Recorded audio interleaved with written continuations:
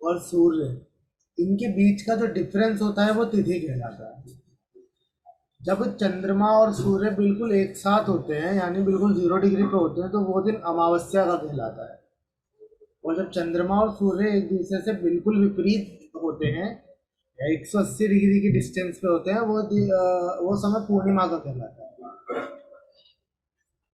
हमारे पास एक दिन में चंद्रमा को टोटल 12 डिग्री लगता है, पूरे एक डे को कवर करने में, एक डे और नाइट को कवर करने में। इस हिसाब से 360 डिग्री के रेडियस के अंदर जब हम 30 से डिवाइड देते हैं, तो हमारे पास टोटल 15-15 दिन के दो पक्ष आ जाते हैं।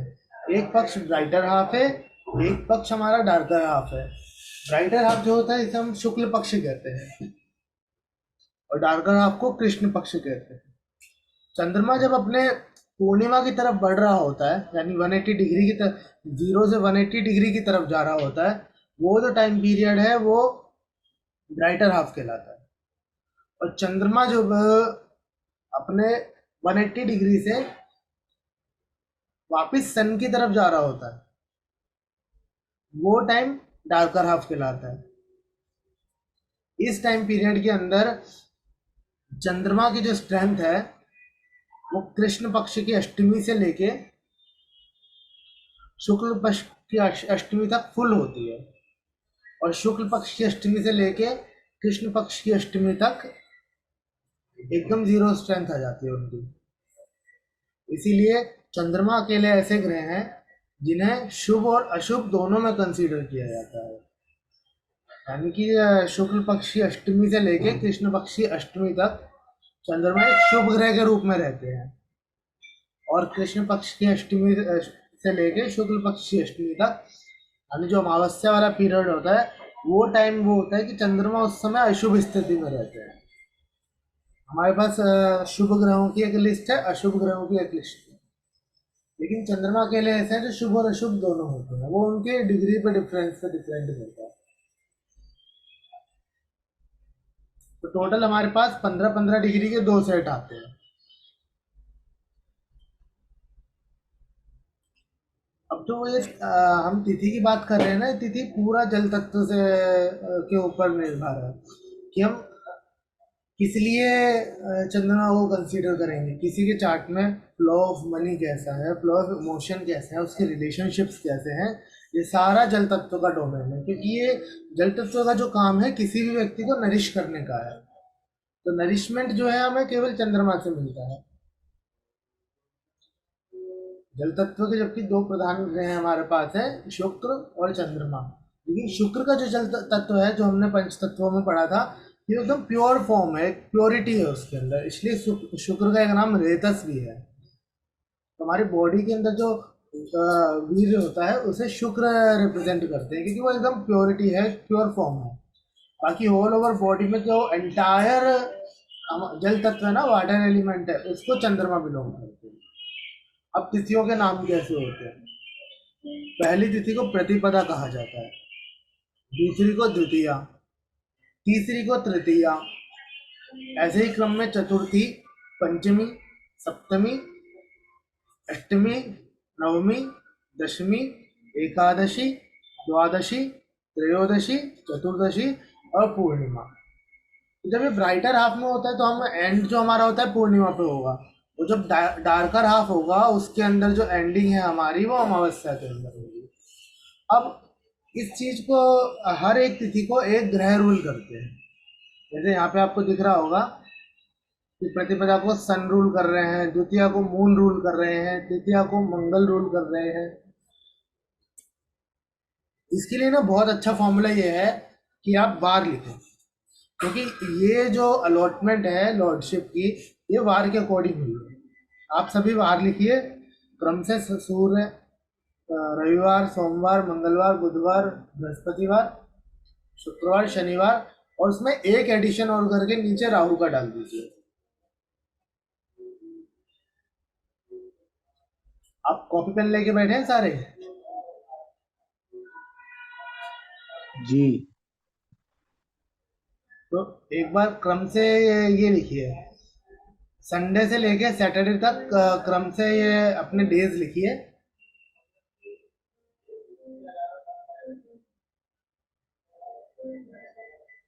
उनके लॉर्ड के according, sun, moon, Mars, Mercury, Jupiter, Venus, Saturn. इस बार चक्र में आपको एक एडिशन करना है कि आपको राहु को और जोड़ देना है।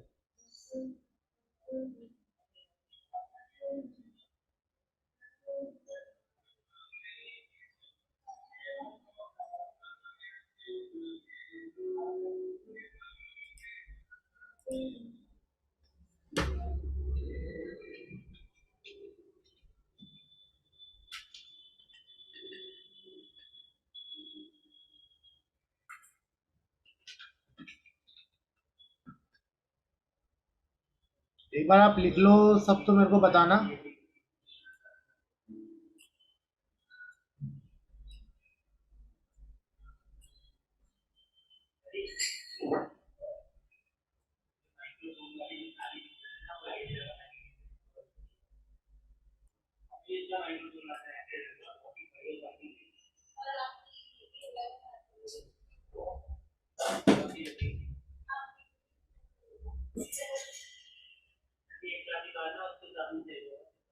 एक बार मेरे को नोटिफाई कर दीजिए अगर आपने लिख लिया है तो। हाँ, ये प्लेनेट जो नाम है, नाम के हिसाब से लिख लिया था। तिथि है, ये तो लिख लिया है। ठीक है, आपने नीचे ये लिखना है बस कि संडे, मंडे, ट्यूसडे को उसके लॉर्ड के अकॉर्डिंग, वो लिख लिया आपने। हाँ जी, लिख लिया। अब उसमें सैटर्न के नीचे ना राहु और ऐड कर देना है। हो गया है। ठीक है, अब इनके आगे आप नंबर लिखना शुरू करो, 1 टू लेके 8 तक आएंगे आपके।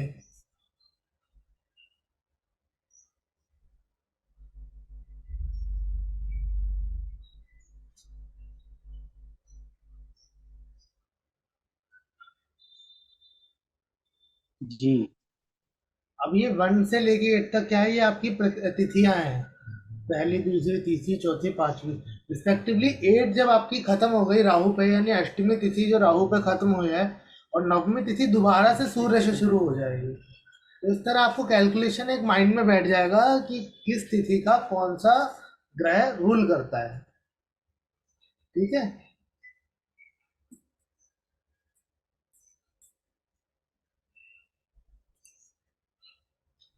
अब हर तिथि के अपने डिविजन्स हैं। इसके तिथियों के जो हमारे पास टोटल 15 तिथियां हैं, शुक्ल पक्ष की और कृष्ण पक्ष की, इनके अपने डिविजन्स हैं 5, जिन्हें कहा जाता है नंदा, भद्रा, जया, रिक्ता और पूर्णा। नंदा जो है वो अग्नि तत्व की को बिलोंग करते हैं। भद्रा तिथियां जो है वो पृथ्वी तत्व को बिलोंग करती है। इसलिए जिन लोगों का द्वितीया, सप्तमी और द्वादशी का जन्म होता है, उनके पास ना वेल्दी एलिमेंट, यानी पैसा उनके पास काफ़ी अच्छा रहेगा, उनका फाइनेंस अच्छा रहेगा। क्यों?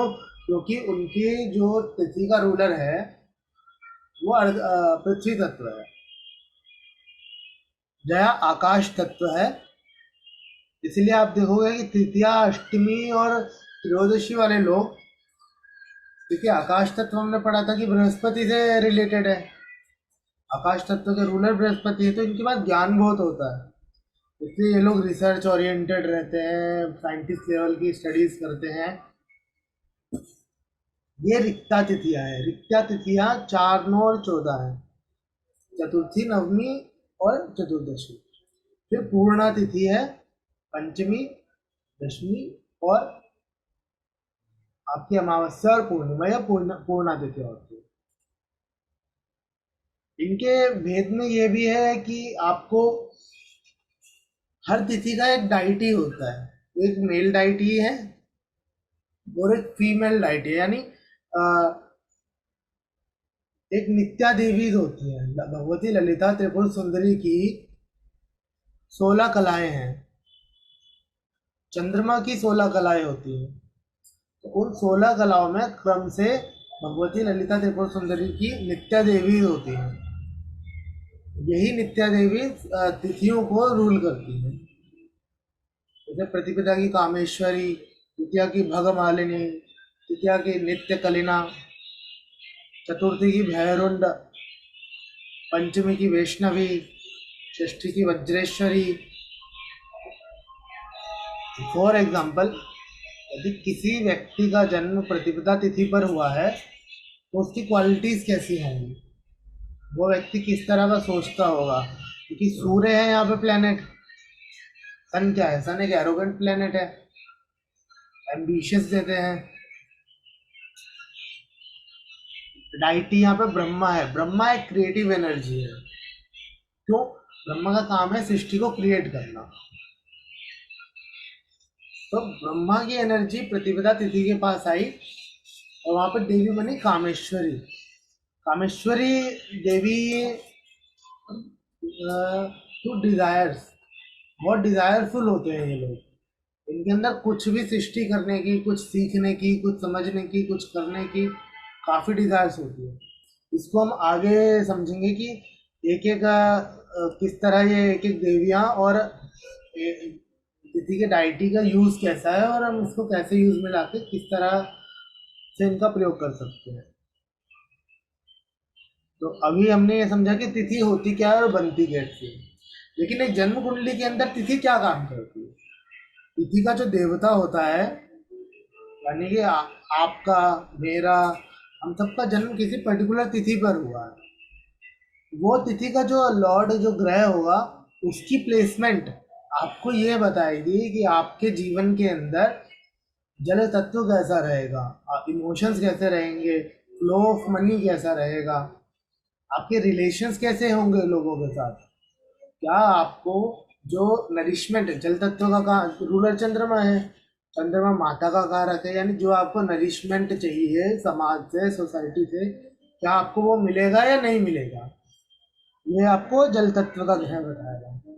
तो एक बार आप तीनों ही क्रमशः मेरे को ये बताइए कि आप लोग कौन सी तिथि पे बॉर्न हुए हो और आपके ग्रह कौन है उस तिथि के अकॉर्डिंग, जल तत्व कौन रूल कर रहा है आपका। कृष्ण पक्ष एकादशी अग्नि तत्व। एकादशी पे तो मंगल हो गया ना।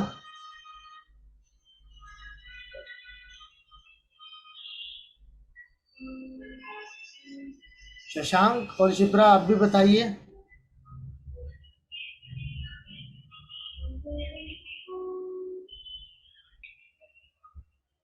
मुझे मेरा याद नहीं है।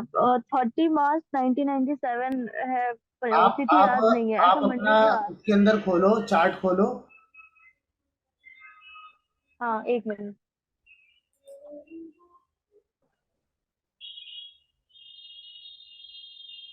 आप अपना चार्ट बनाओ, अपने चार्ट की डिटेल डालो, खोलो। मेरी द्वादशी तिथि है और अ,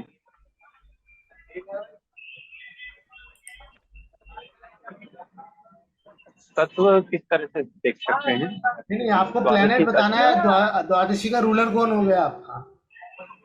अच्छा अच्छा।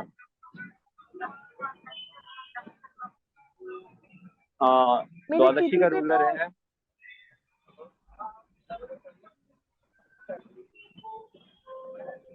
मरकरी। ठीक है। अब आपकी कुंडली के अंदर ये बुध जो है ये बताएगा, इसकी प्लेसमेंट बताएगी कि आपके जीवन में जल तत्व कैसा रहेगा, आपके जीवन में इमोशंस कैसे रहेंगे। अब अगर ये बुध की प्लेसमेंट खराब हो गई, यानी कि छठे, आठवें या 12वें भाव में बुध चले गए, तब क्या होगा, आपके जल तत्व एक ऐसे भाव में चले गया है जहाँ वो वेल बींग नहीं है, या ऐसी राशि में, अग्नि तत्व की राशि में चले गए, तो क्या होगा, आपके जीवन में जल तत्व की कमी होनी शुरू हो जाएगी।